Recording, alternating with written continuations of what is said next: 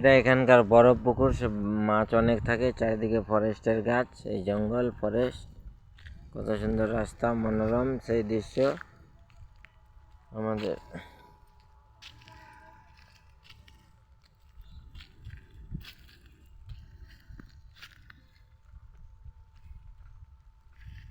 ওই যাবা এদিকে, এইদিকে গেছিলাম বৈরাগী মোড়র,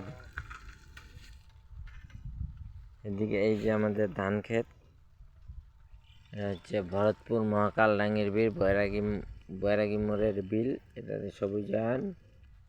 এই চারদিকে যত দূর চোখ যাবে তত দূর শুধু ধান আর ধান ক্ষেত, সবুজায়নে ভরা, এই জন্য বলে রূপসী বাংলা।